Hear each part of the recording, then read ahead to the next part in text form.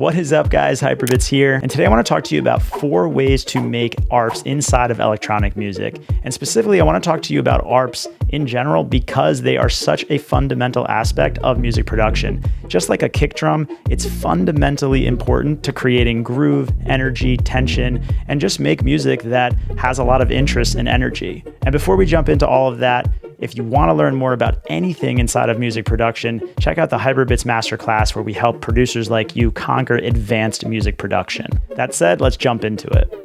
All right, number 1, traditional MIDI arpeggiators using your DAW, which by the way stands for Digital Audio Workstation. So whether you're using Ableton, Logic, FL, or most any other major software, most DAWs have powerful built-in arpeggiators that you can utilize to create effective melodies and rhythms. And what's great about your DAW's arpeggiator is that you can apply it to any synth that you might end up using. And I can't stress this enough. That means that any synth sound or preset that you've ever used, regardless of the synth, can be turned into an ARP. So let's take a listen to how simple changes can dramatically change what our ARP actually sounds like.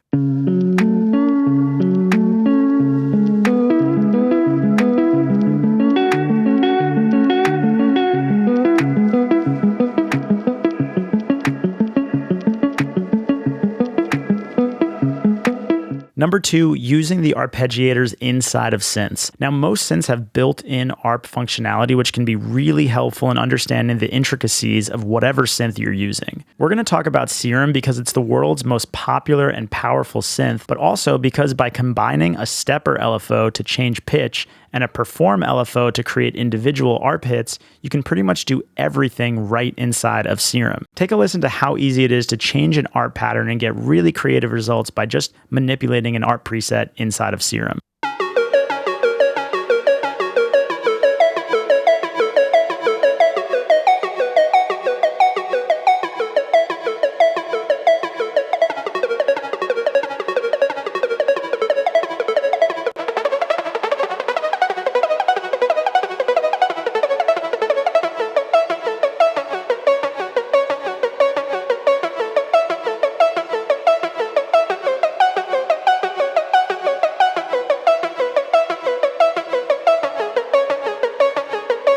Just remember, in order to create the exact pitch changes you want in your ARP pattern, you need to pay close attention to the values selected in the stepper LFO, as well as the amount of modulation applied to the semi-tuning. Number 3, creating ARPs with audio. Any tonal audio can be pitch shifted using your DAW to make ARPs directly with the audio itself. This is where music theory can really help so that you know what semitones to adjust in a sample to create the arpeggiation that you desire in key. Watch as I quickly create a nice ARP pattern from a basic vocal one-shot sample.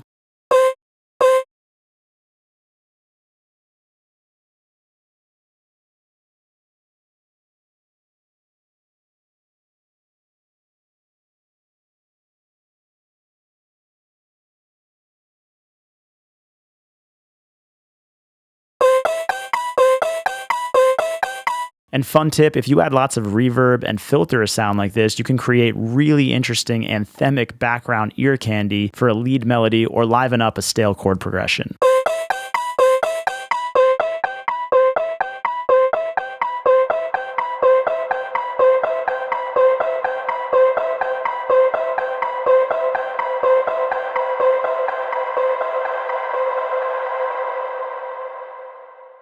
Number 4, creating ARPs with processing. Not all ARPs have to be musical note changes. In fact, you can have a plugin or effect change over synchronized musical time to create musical evolvement over time. I know that's a mouthful, but take a listen to how I modulate the formant of this vocal layer so that every single note arpeggiates through a different vocal timbre.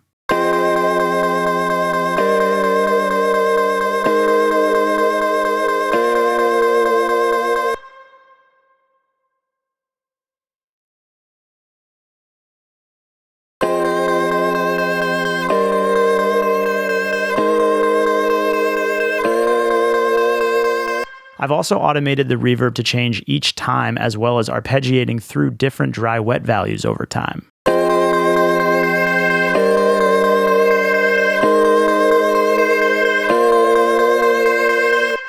At At the end of the day, arpeggiations are one of the most fundamental elements of electronic music that can add groove, energy, emotion, and tension to your music. And hopefully, through the 4 techniques that I just showcased, you now have a solid understanding of how to create powerful, effective arps across a variety of methodologies. Hit me up in the comments with your thoughts, or if you have any other interesting ways that you've been using arps in your music these days, I'd love to hear about it.